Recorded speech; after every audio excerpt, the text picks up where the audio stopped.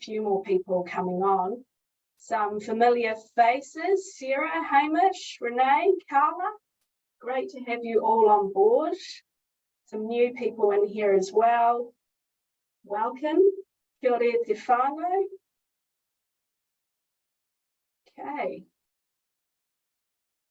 Well, we like punctuality. It's 10:30, so we're going to kick off. So thank you everyone for joining our webinar today. You're with Traktion. Our purpose at Traktion is to provide business clarity for life. Our belief is that when you have clarity, you have confidence. Confidence gives you the ability to move forward, to take action, and to get traction. So today we're going to be talking through the 3 essential tools to build a better business. This is extremely timely. Everyone has heard about the economic climate that we're entering into. There is a bit of a winter ahead. So it's really important that we are focusing on doing everything we can to build a better, stronger, more resilient business.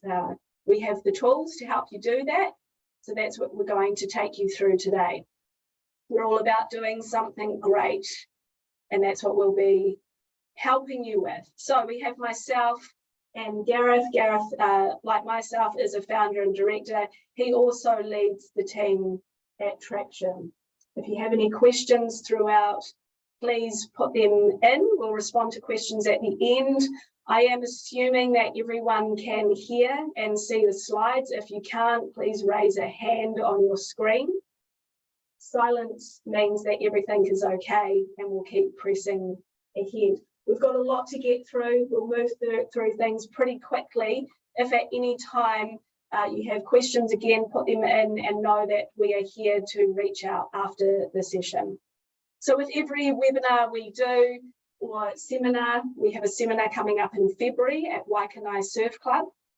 We start with thought of the day, and the thought of the day really positions ourselves. It's our anchoring thought that we will come back to.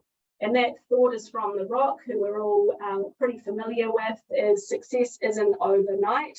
It's when every day you get a little bit better than the day before. It all adds up. And that very much fits into our ethos here at Traktion, which is it's the small incremental changes delivered consistently that create strong habits, that change your behaviours, that allow you to move forward and get ahead. It's all about momentum. An analogy we use a lot is when you're pushing a kid on a swing and they're going, just push me higher, higher. And you're doing those little pushes and saying to them, with each push, we're building momentum and we're getting higher until they're away swinging. Just like on a swing with someone that doesn't know how to push themselves yet, you need that consistent effort behind to help build the momentum. And that's what we're about here at Traktion, is working with you to ensure that you can have that continual momentum to move forward and get ahead. Going to hit the agenda up next. So there's a fair bit to get through. We're all about context before content. So the first part of this webinar, we'll be talking through building the context for you. The context is really important lead into the 3 essential tools. So I'll be talking through 2 mindsets here, the power of 1%, having the courage to change, and we'll work through a couple of case studies around the importance of changing and the importance of continuing to disrupt yourself and your business. And then we'll hand over to Gareth, who will talk through the 3 essential tools that you need in your business at any time, particularly now, to ensure you're building a better business. We'll run through next steps and we'll look at the questions that you have coming through as well. So our first mindset here is the power of 1%. We would all be very familiar with Albert Einstein, who discovered the greatest mathematical discovery of all time, which is compounding. So let's look at what we mean when we say small changes add up. Our ethos here is just about improving by 1% each day. If you improve by just 1% each day, after 1 year, you'll be a massive 37.8 times better off. So, for example, if we look at this graph in front of you, the line through the middle represents a person in their comfort zone who has stagnated. And think of a business that might be hiring more people, but nothing's really changing. They might be growing their top line, but their bottom line is actually not improving. They need a breakthrough in their business to get out of their comfort zone and break through that ceiling of complexity into the next level. If that business owner were to implement changes, be it operational efficiency or pushing some more product sales or driving their sales or whatever, and improving their debtor process, there's endless examples of how you could implement a 1% improvement in your business, getting a quote out 1% faster, chasing up a lead. If you were to increase your sales by just 1% each day, by the end of the year, you'd be 37 times better off. So let's take a moment here to stop and reflect in your business or in your role, what you could do to lift your production by just 1% consistently throughout the year. Or if you could reduce your costs by just 1% continuously throughout the year. Now, what this formula is really designed to demonstrate is the long-term benefits of continuous improvement. So if we take this graph here, for example, and say in your business you had daily sales of $1,000, if you were to improve your sales by 1% each year, at the end of the year, your sales would be 37,800. Now, let's take the opposite of that and look at regression. If you had $1,000 of sales a year and you were to reduce or get 1% worse each day, at the end of the year, your sales would be $38. That's huge, right? Just 1%. So, of course, it's unlikely that you will achieve 1% growth in sales or 1% reduction in costs every single day. The point here is really to illustrate the power of compounding growth. So even if you achieve 1% improvement each week, you will double in just over 16 months. So we're simply looking to achieve continuous and sustained improvement. So hopefully that graph illustrates the small changes you can make in your life at a personal level and bring it into your business as well. So we're going to look now at change, because a huge focus in what we do here is working with business owners at the individual level to promote the importance of change. So this quote here by John C. Maxwell, "Change is inevitable, growth is optional," meaning that change is around us all the time. So we can choose to do nothing with it and stagnate, or we can choose to accept that change is going to happen, and with change, we need to grow, we need to change, we need to disrupt, we need to stay ahead of the game. So keep that anchoring thought, that thought of the day, and apply it to your business or the role that you're in. What could I do to improve whatever I'm doing now? So let's take a look at why change. What's the importance of change? Well, you'll all be pretty familiar on here, if I look at the attendee list, with the old school camera role of Kodak. So Kodak was the poster child for companies who failed to react to their changing market. So in 1976, Kodak claimed a market share of 85%. They were at the top of their peak. In their view, they were around forever, and nothing was going to change. By 2003, Kodak's market share diminished to 15%. And that is a pure result of the fact that they didn't change to the responding needs of the consumer market.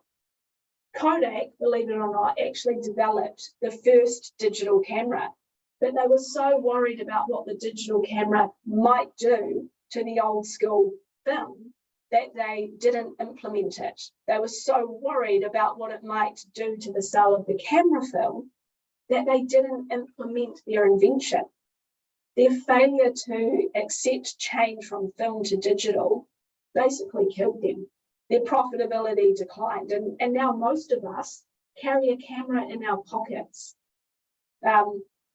It's phenomenal. By the way, Kodak actually released their first smartphone in 2017, but too little, too late.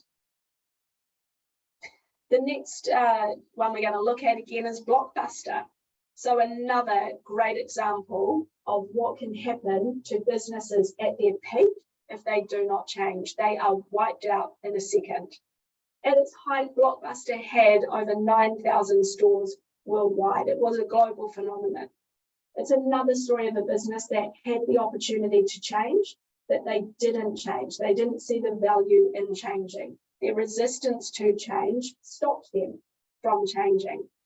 In 2000, Netflix started out with a mail DVD rental service. The CEO at the time approached Blockbuster to discuss Netflix handling Blockbuster's online business. According to a Forbes article, he was laughed out of the room. In 2004, Blockbuster finally set up their own mail DVD rental service. When the CEO of Netflix mentioned that Blockbuster had thrown everything but the kitchen sink at it in order to compete with them, the Blockbuster sent the CEO of Netflix a kitchen sink the next day. It was a huge rivalry. Netflix now has over 150 million users, and that, when we prepared this webinar a month or so ago, that's probably increased. And last time I checked, Blockbuster had one remaining store in Oregon. Again, context before content. We need to run you through some, scenarios or case studies that everyone is familiar with to demonstrate the importance of change. We have a formula for change, and we've run a couple of people on this webinar through this formula, so hopefully it bears some resemblance. So those examples of disruption from Blockbuster and Kodak, they do demonstrate that change is not easy, but disruption is inevitable. We saw disruption off the back of COVID, for example, another huge disruptive event for businesses. For some professional services firms here in Gizzy, that was huge to deal with, who were not in the cloud, who literally had to shut their doors and the paper files no longer served them. So when we're riding the wave of success, it can be really hard to see the need to change. We all have inbuilt habits and behaviours that we repeat. We repeat those behaviours because it's comfortable. And even if those behaviours are not right and they're no longer serving us, we continue to do it because we know what it feels like. So this formula for change walks us through the courage to change. So on the right-hand side, we have an R, and this stands for resistance to change. These are all the things we tell ourselves about why we cannot change. These are all the excuses we make up about what's stopping us from changing the behaviour we need to get a different outcome. It comes typically in three forms if we were to wrap it all up. I have no time. I'm busy. I'll get to that next year. I've just got this really important job that I'm doing, but it is important and I will get to it. There is never enough time. The time is there. We're simply choosing not to place the importance on the need to change. No money. Oh, when I get more money, I'll do that. Or when I'm like this, then I will do that. When I have this, then I will have that. Simply put, you don't see the importance. You simply haven't built up enough of what we call dissatisfaction on the left-hand side to change the status quo. So think of this a bit like a scales.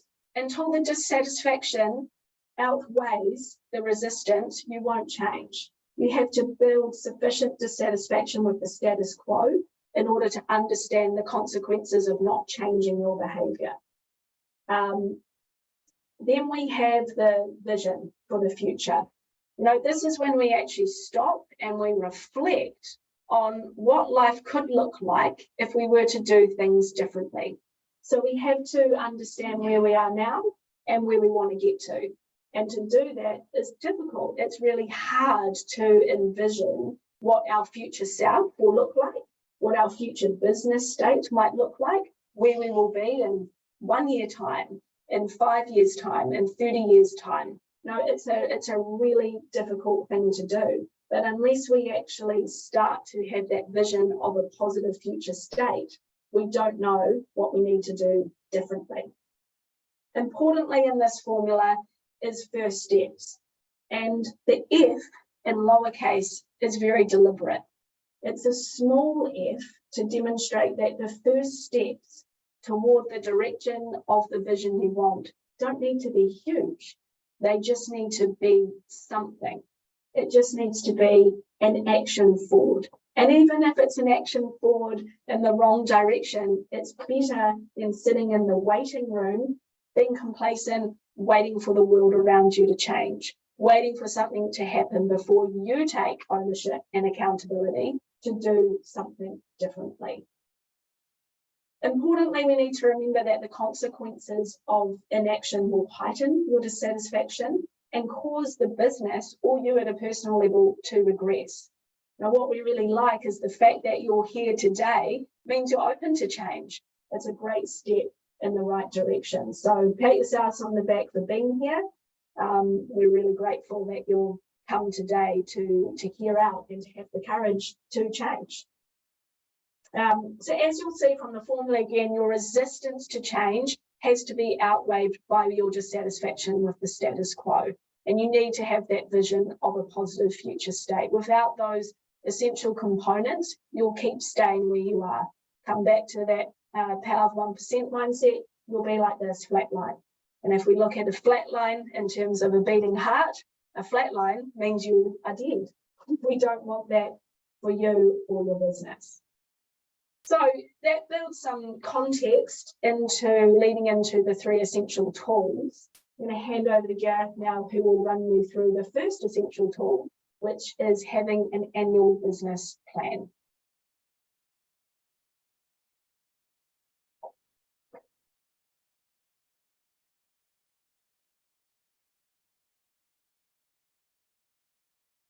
Cool. Okay. Thanks very much, Monique. Hopefully you can all hear me.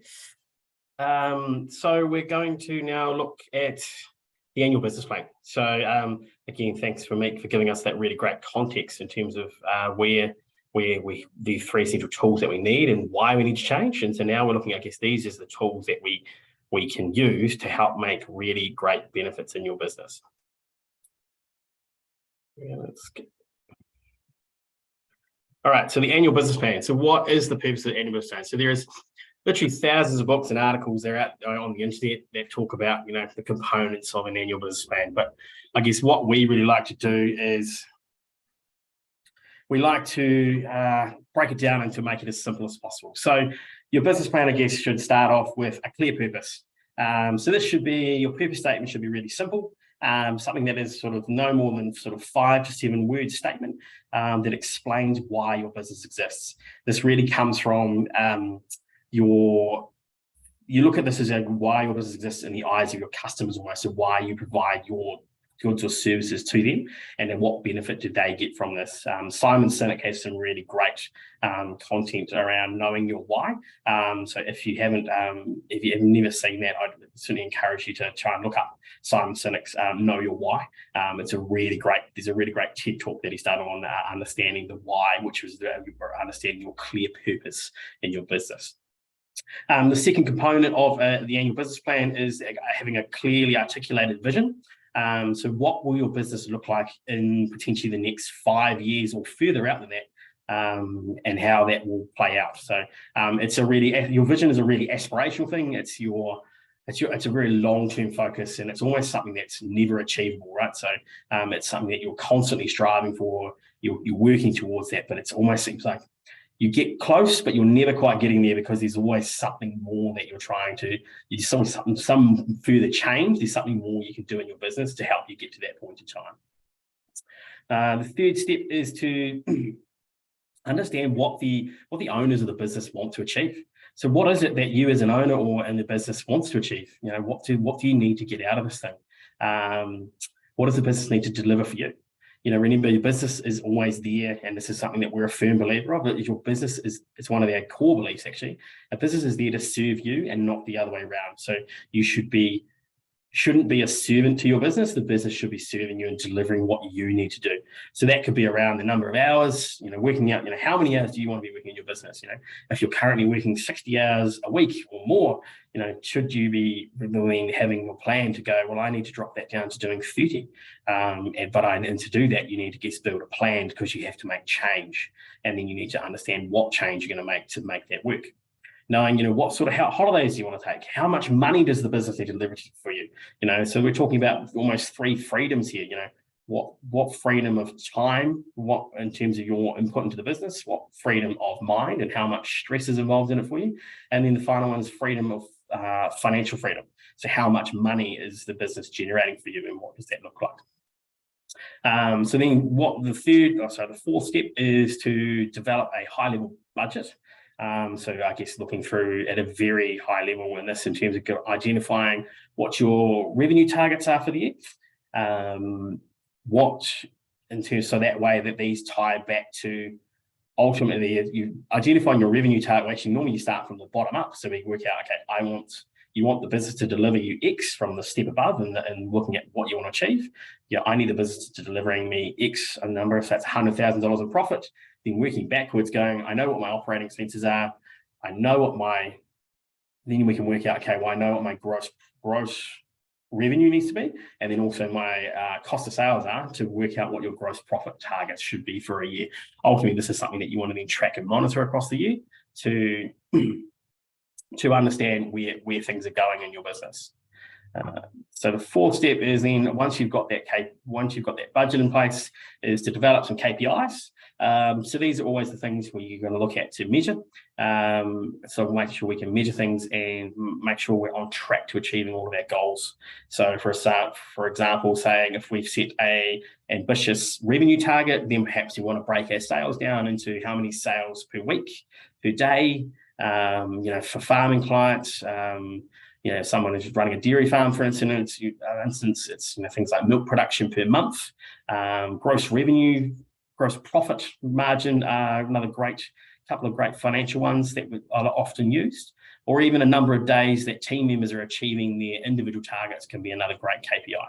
The key is to develop something that, you know, you want to have sort of 3 to 5, ideally around 5, that you can make sure it's identifying a target, but then you've got to make sure you've got a way to measure it, right? So we can set great targets, but if we've got no way to measure it, then the target's probably not the right target. You have to have something that you can easily measure, and everyone's capable of understanding what the measurement process looks like.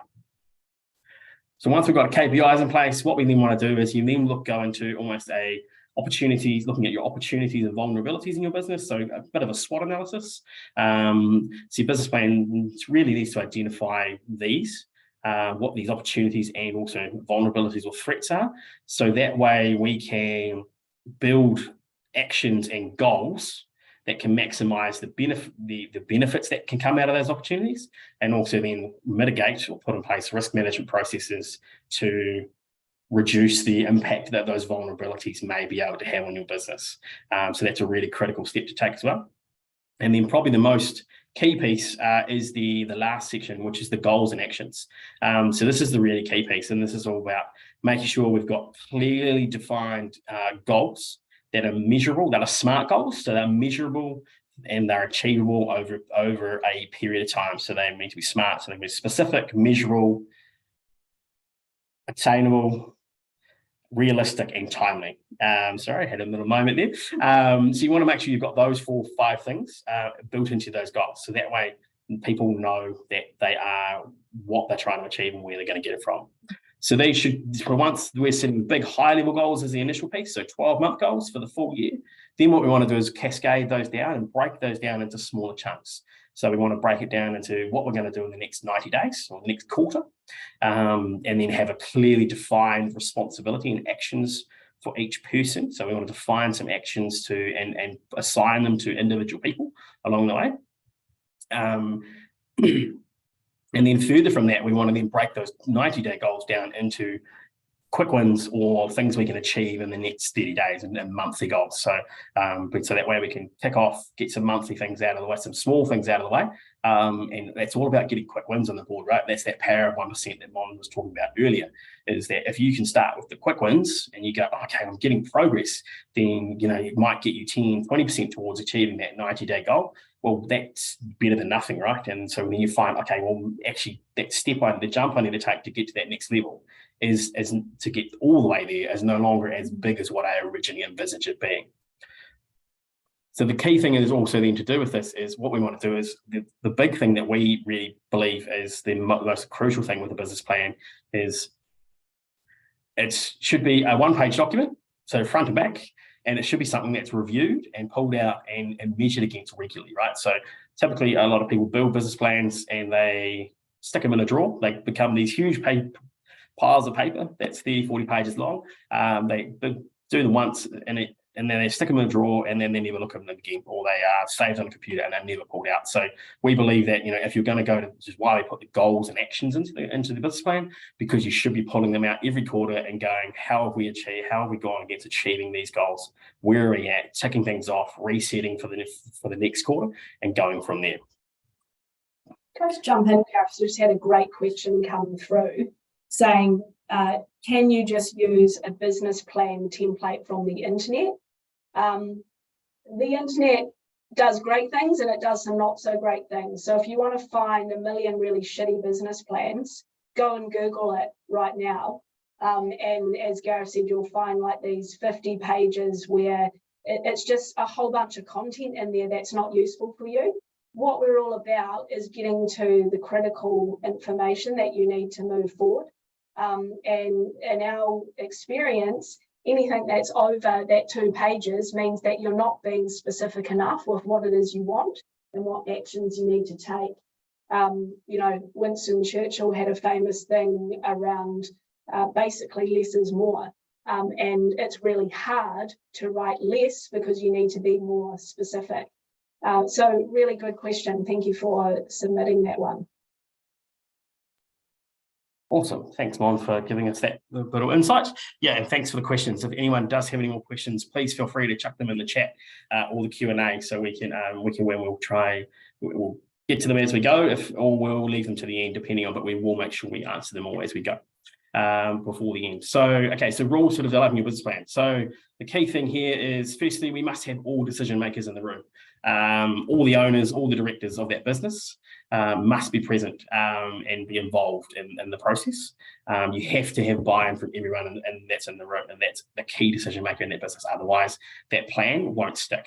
And also, we believe that completing pre-work before the planning session is crucial. It helps people to reflect, helps them to prepare, and helps them to be heard. So in terms of everyone that's involved, if you've got multiple owners in a business, then they all have the ability to have their views on different aspects of the business to all be heard and be acknowledged as part of the process. We also highly recommend using an independent facilitator to help avoid people dominating the discussions and encourage alignment between stakeholders and key team members. So having that independent person that's there to facilitate and help the conversation flow means that often you have usually one person who's the chief. That person doesn't have the overall, doesn't control the meeting and just go, well, this is what I want, so I want, and we're going to do this. It needs to be a broader discussion that covers everyone's thoughts and views along the way. So your business plan should be on one page, as I said before. So one page, double-sided, not a big 30-page document that no one looks at. We should be reporting against our business plan, ideally on a monthly basis, to monitor progress. So when we're talking about the reporting side of it, that's again against more the financial reporting and the KPI reporting against those KPIs. So making sure we're tracking them at least quarterly, ideally if you can monthly, to make sure we're achieving what we want to achieve. And then we want to look at actions and goals are updated quarterly. So we want to review those as often as possible, and ensure we're on track to achieve our big annual goals. So if we don't get done in the first quarter what we set out to do, that's fine. Those pieces, we might do 2 of the 5 things actions we'd set. That's fine. Those 3 that haven't been done, simply just roll over to the next quarter.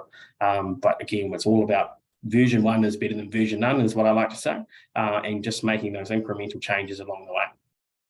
And then finally, you want to also make sure you do a full review of and update a business plan every year. So business planning is a real discipline to get into. It's not just doing a plan once, at the start of your business, or doing it once now and then going, I don't have time to do that again. It doesn't work. If you get a real discipline around, okay, this is an annual process we're going to go through.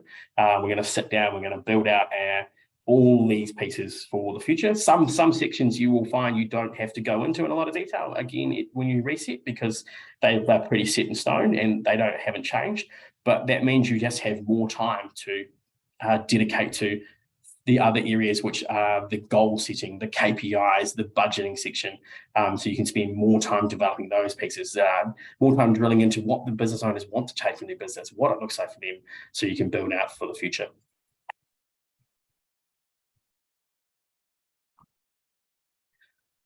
So building your one-page business plan.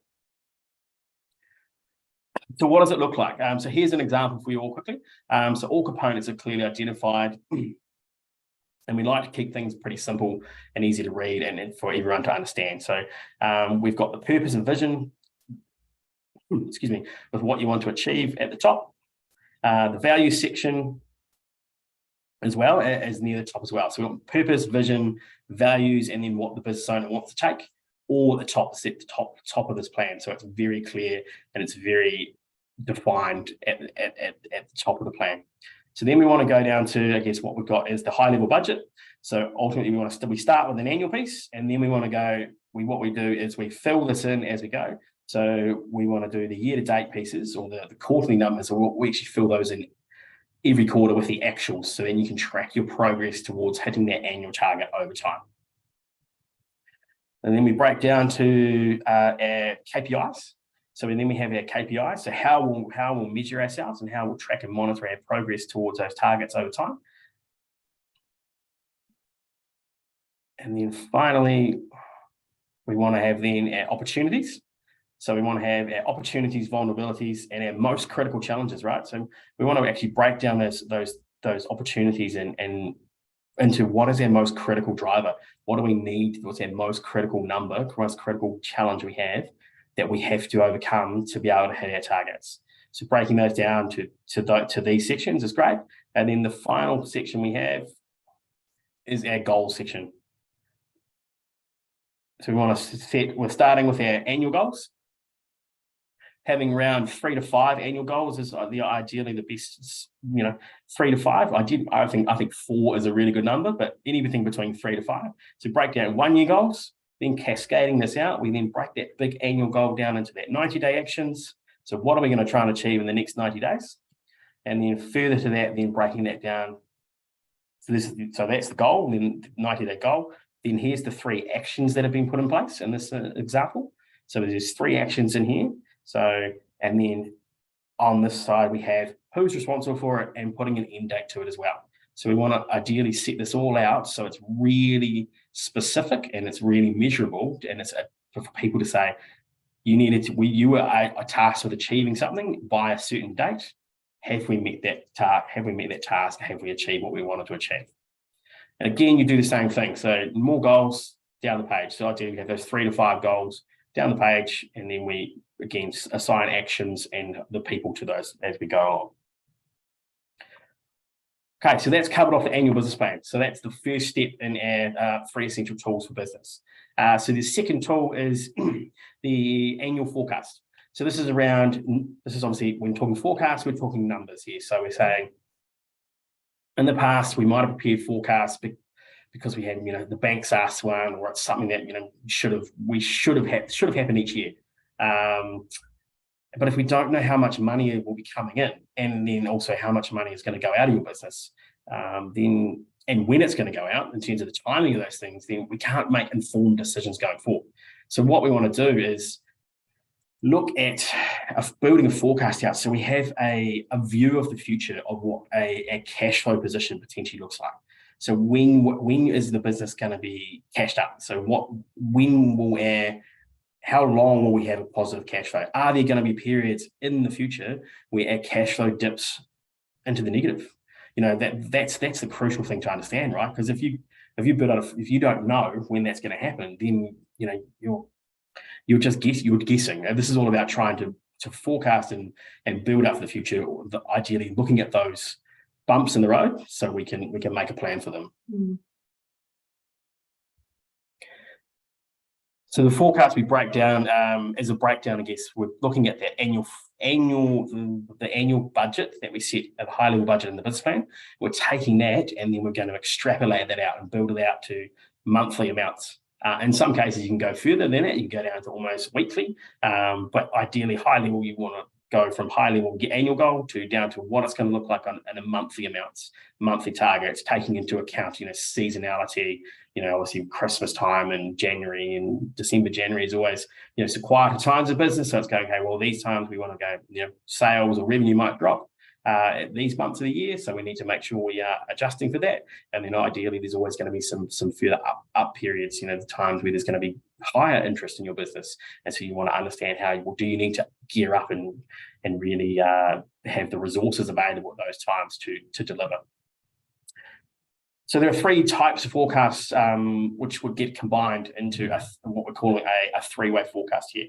So this is looking at So the first one is a profit and loss. So this is again looking at profitability. So we want to make sure we've got enough profit in our business each month, and it's going to give us the flexibility to adjust for things for seasonality instead of just lumping all our income and expenses into an annual total. So this should show with some months you're going to potentially may make losses throughout the year, and then also some months you're going to make huge profits, and that's fine, I guess, as long as that ideally we're always working towards those annual goal of being profitable at the end of each year. So what's really important to understand is, yes, that profit and cash flow are not the same, and some costs don't appear in a profit and loss forecast, right? So we've got things that aren't in our profit and loss, and that's things like payments and loans and purchases of assets, planted equipment purchases, payment of taxes, those things. They don't fall into our profit and loss statement. They fall separate. And so that's where we get differences between what profit is and cash. And so we need to understand what those differences look like. And so that brings us to breaking that profit and loss down into a cash flow forecast. So this shows us all the movements of cash in and out of the business, right, on a monthly basis. So then it allows us allowing for things like tax payments and asset purchases, drawings from the business for owners, loan drawdowns. If we're borrowing money or repayments of loans, those things aren't in our profit and loss. They are all in our, which is going to go down further, and they go into our cash flow. And then the final step is actually building out a balance sheet, so we can understand, well, what assets will we have in the business? What will our balance sheet look like? What will the liabilities look like? How much will we have in debtors? How much will we have in payables? Those things. But the key thing really about the profit and loss forecast is, I guess, it's a measure of our efficiency, and then cash flow also shows. So we can show us our business efficiency in the profit and loss, and then the cash flow forecast will then show us whether we have enough cash to survive and thrive. Being that cash is, I guess, is like the oxygen for a business. So Gareth, on that one then, I think a key message is that, as you said, profit is not the same as cash. So is it fair to say you could have a really profitable business that can die because it runs out of cash? Oh, 100%. Yeah. Yeah. So a key message to walk away with, guys, is that gap between profit and cash, where you might have 200k profit, yet you've got no cash left at the end of the day. And if cash is the oxygen with business, the importance of understanding what your profit is, to know where your efficiencies are, and then what your drains on your profit are, and your drains on your cash, and your gains on your profit, and your gains on your cash. That's a really important piece to understand, and failure to understand that distinction is often what can be the make or break of businesses. And we've got some really great resources. I think from if you go to our website, there's a pre-recorded webinar on there on getting paid, and I believe it has the cash flow conversion cycle. Some free resources that you can go on and download, which articulates and illustrates the importance of those separate forecasts. Yeah, thanks, Mon. Going to that further, so there's some hugely profitable companies out there which have gone broke in the past, simply because they didn't understand the impacts of cash flow on what that things were, how that impacted their balance sheet, right? So their debt structuring was wrong. So right, they've got all this profit coming in, but if they've got huge amounts of debt sitting on their balance sheet and they have to pay those debts, and they have not forecast out for what the cash reserves they need to have in place to meet those debt repayments, you go broke, because you simply just you don't have foresight on what that looks like. You can't, if you haven't planned for it, you will run out of cash and you won't make those repayments. So I guess one of the things that I guess you can see is that the forecast tells you almost a lot about the health of your business over time. It's one that you want to go, I guess. It's why it's one of the 3 essential tools, and you must be looking at this, on an annual basis. It's pretty critical in every business to understand just where you're going to land every month, what your cash balance should be looking like, so you can plan and monitor against that for the future, and then tracking against that over time as well. So again, tracking progress over that across the course of a year. Systems. Moving forward, there you go. So then rules to develop an annual forecast. So I guess we're looking at ownership and participation. So firstly, everyone's got to be, the owners of the business have got to, and the major decision makers have got to take responsibility for making sure this is done. So there's plenty of software out there that can help create forecasts, and you should be able to do some of it at least yourself. So it's about taking some ownership and taking responsibility for preparing some of this yourself. We certainly believe that, and you'll hear us talking a lot about this. We believe in pre-work for all these sorts of work items that we do. For us, pre-work is a mandatory thing. So we help clients, we can certainly help anyone to do a forecast, and we like to send out pre-work to our clients, which is really just about helping them to prepare a forecast and sort of prepare for their forecast. So it gives you an opportunity to make you think about things and identify all the expected potential income and expenses within your business, and what you might think, because there's always things that we forget about. There's things that when you're stuck in the day-to-day of things, sometimes you forget about, there's that payment there that I hadn't thought about that. So it's getting you to just step out of the business for a little bit and really think more broadly on some things. You always want to start with a profit. Start with your desired profits. So you always build your forecast from a bottom-up approach. So start at the bottom, work out what your desired profit is, then work your way backwards up to calculate, I guess, what sales you need to achieve to obtain that profit, and then compare this with your results in the past. And this is if this is your desired profit, and looking at it, I guess, comparing and going, is my desired profit realistic? And is it achievable? And then review those figures and make required adjustments. So they do take a bit of time. They're not always a simple thing. They take some serious amount of time and a lot of fiddling back and forward and making lots of adjustments. And then, of course, review and adjust. And of course, we're always here to help. So if you are interested in looking at this, then please do reach out. So just a quick thought there. So today is, I guess, the opportunity to build the tomorrow you want. So that's what all these 3 essential tools are about. They're about, well, the first 2 certainly are about planning for the future, for the tomorrow you want. Tomorrow, maybe 3 months, 6 months, 12 months from now.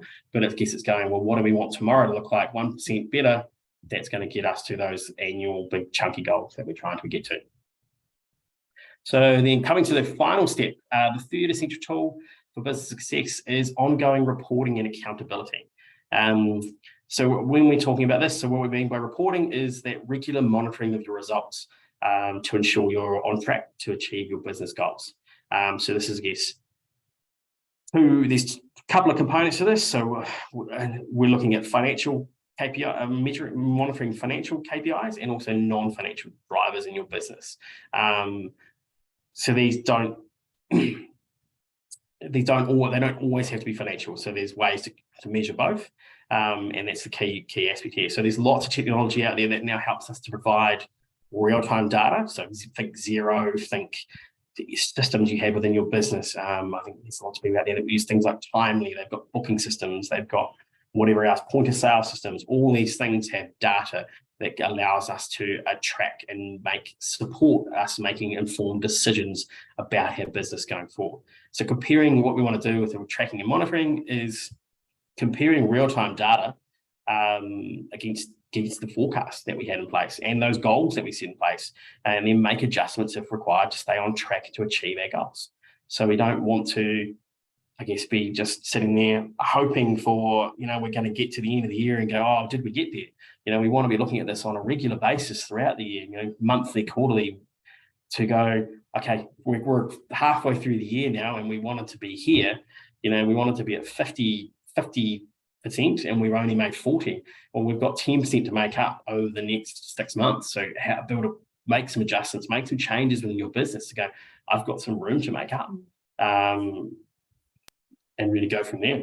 We think of it a bit like a vehicle. A vehicle has a rear view mirror of the past, and of course the forward-facing mirror of where you're going to get to.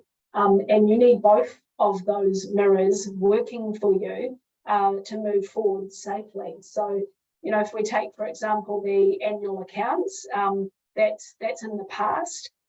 We can't change it. But it's important data about it's the rear view mirror. It's still important, really valuable data that we will take and use to move forward. The forward-facing mirror is building out that business plan with the forecast, wrapped with the ongoing reporting and accountability. So we view the two as very much both necessary. Well, thanks, Mark. And so what we always recommend with this, I guess, is looking at preparing these reports on a regular basis, so quarterly or monthly, having management reports going to those decision makers that are tracking those KPIs, so you know where you're at. That's the crucial piece. If you wait to the end of the year, like I said earlier, you're hoping, you have no idea. And then often, if you're waiting for your annual financials to come out, they come out well after the end of the year's finished, and so you've lost a period of time. If that takes 6 months to do, then you've already lost 6 months in the next year to make those changes in your business. So having that, we're fortunate in the current world that we live in. We have so much data available to us. We really need to tap into that to make sure we are making tweaks and adjustments in our business as we go along. And then, of course, I guess without having some accountability, you're always less likely to take action in your business and to respond to the needs or to the needs of your business, and also to the needs of the data that's been presented in those reports. So, using an accountability partner is a really crucial part of this as well. Okay, so we're going to look through. So why is reporting and accountability so important? So in our world, so people often start with great intentions. We're producing reports for the first couple of months, and it's all going well, but then things get busy, and then we get stuck in their day-to-day tasks, and all of a sudden it's like, oh, I don't have time to do this. So that's where we believe that the accountability part is, having an accountability coach there who will ensure you dedicate time to reviewing your numbers and checking that you've taken the actions that you've been assigned is crucial to make sure that you're getting ahead.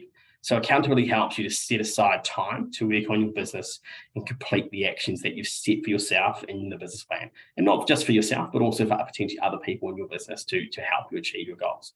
It also helps you to respond to your regular reports and build, better habits for the future and the benefit of your business. So as your accountability coach, you must have someone independent for that. So they must have the backbone and to give you the consequences, or some sort of consequence for inaction, but it's got to also come with some heart, right? So they can't be afraid to upset you. when you need a bit of a dose of accountability and a bit of a reality check. But then they also need to, I guess, someone you need that will have some care and compassion along the way about you achieving those goals. And you set, will celebrate your wins and give you potentially a kick up the bum for a bit of an action if that's what's required at times. So you must have clearly documented actions,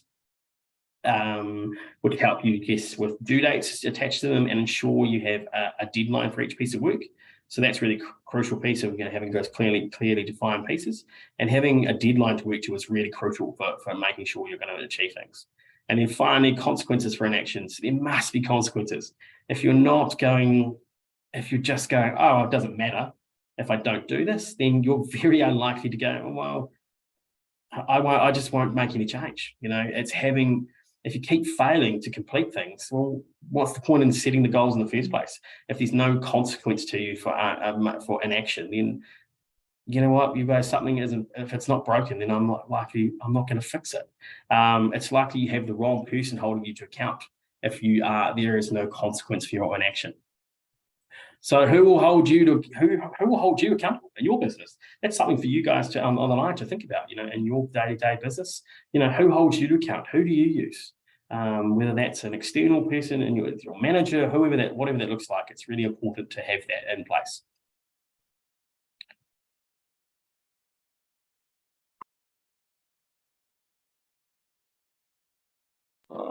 So just a quick, so we're moving. So that's the 3 essential tools. So we covered those, and I guess this is the piece. So I'm going to hand over to Mon, and she's going to look at what are the next steps.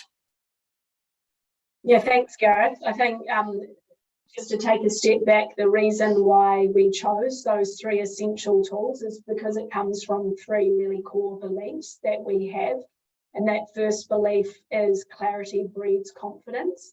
So with the business plan, you gain clarity to move forward and know that the actions you're taking are the right actions. So often we don't take action because we're not sure what to do. We're worried about taking the wrong step. We're worried we might get it incorrect. So we stay where we are. So the business plan for us ties to a core belief that clarity breeds confidence. And when we have confidence, we do move forward and we take the action because we know where we're going. That second one around the forecast, that comes from a core belief that accounting is the language of business. And you don't have to be an accountant to speak and understand the language of business. I'm not an accountant. It's something that I am continuously learning myself, is understanding all those key financial terms, because it doesn't matter what country you're in, the forecast and the components of it and the framework are exactly the same. So accounting is the language of business, and you must be on board with that language to understand what's happening in your business.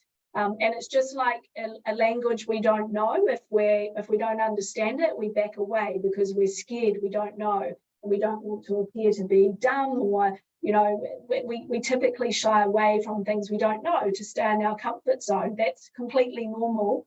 It's a normal evolutionary thing that goes back to our safety and ensuring that we're going to be around.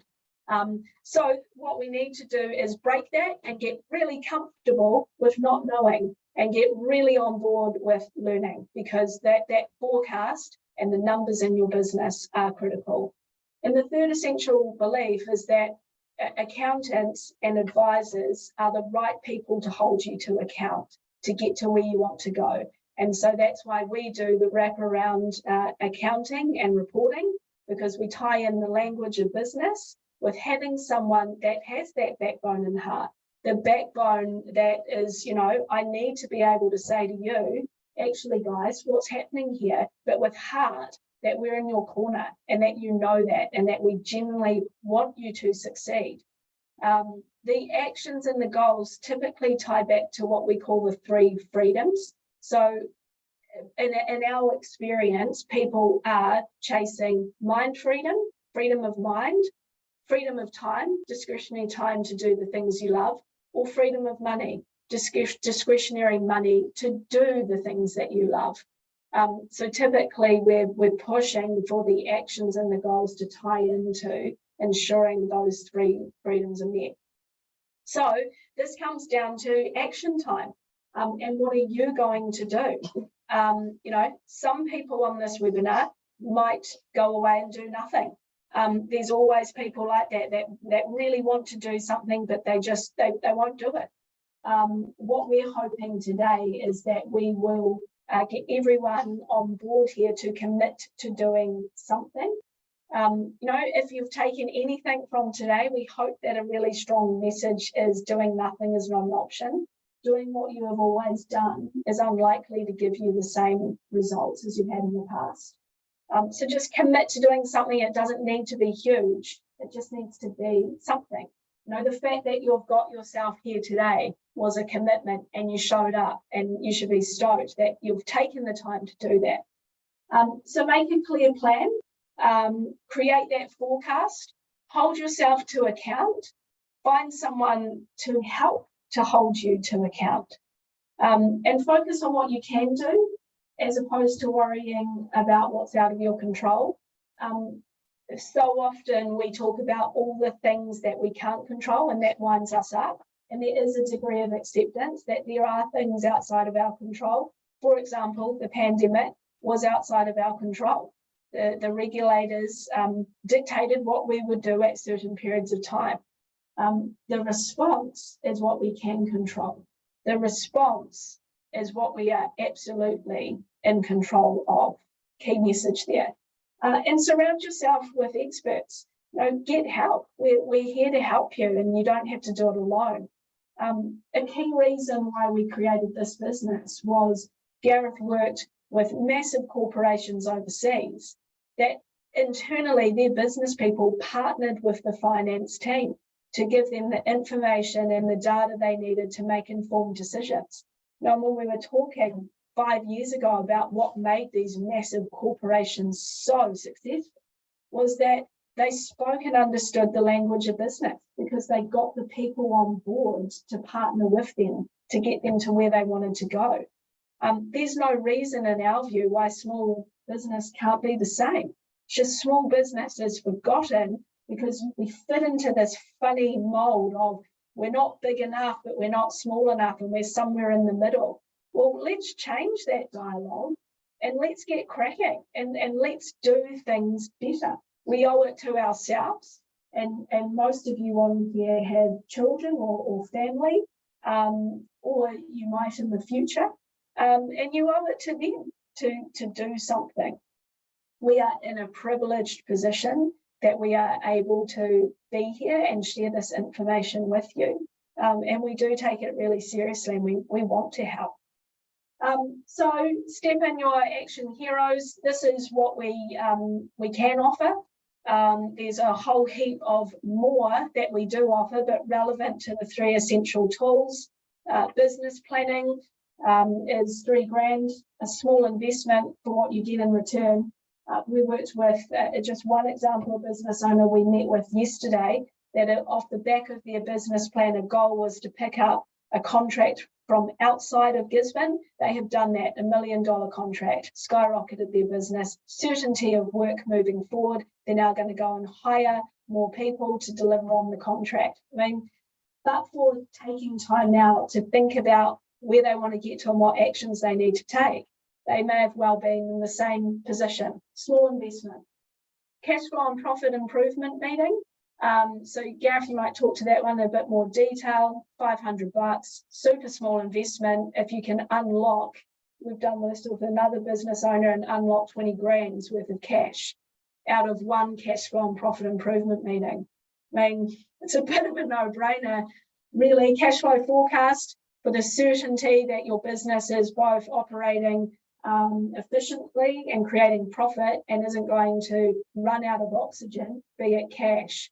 $2.5K to build out that 3-way cash flow forecast for certainty of profit and loss, certainty of your cash position and your balance sheet. So is that what you own, Gareth, that balance sheet component?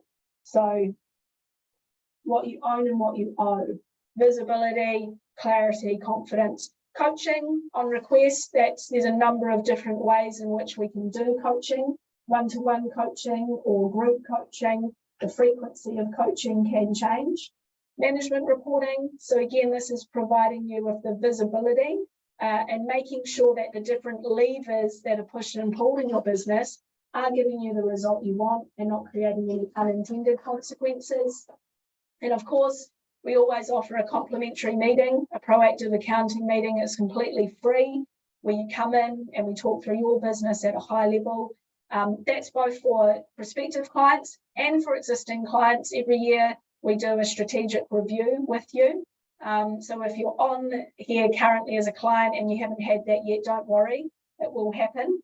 And building a better habits worksheet. Again, this is a free resource that will be sent out with this webinar recording and available on our website.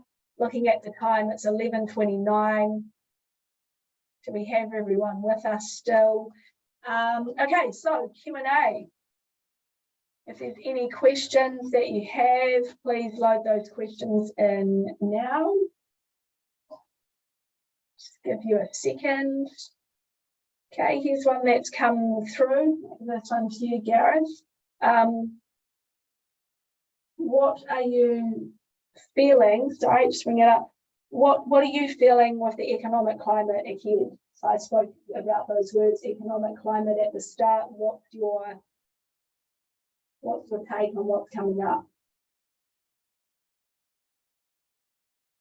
Just mute myself.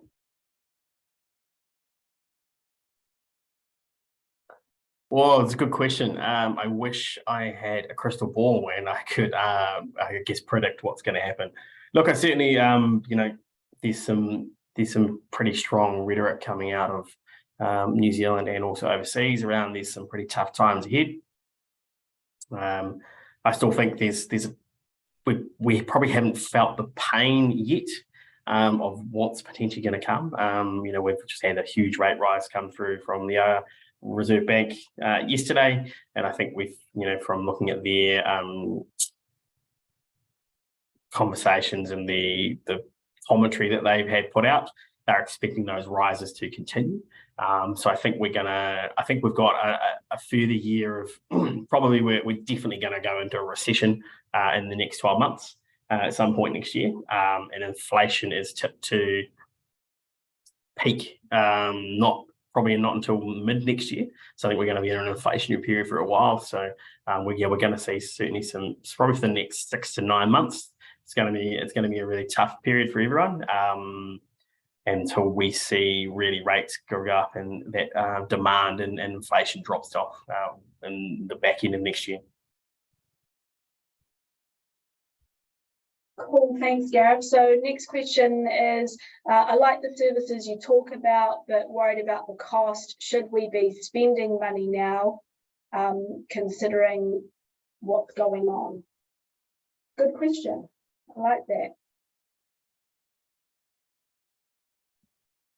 Great question. Now is the time to really start investing in your business when you're coming into a period where you've got that uncertainty. The key thing is to invest in these types of services in areas of your business, these tools, so you have that certainty of what the future looks like, and you have a data and information available to you. So if things do change and things get tough and tight going forward, then you can adapt to those changes and make changes within your business and make sure you are safeguarding your business against any potential threats and vulnerabilities.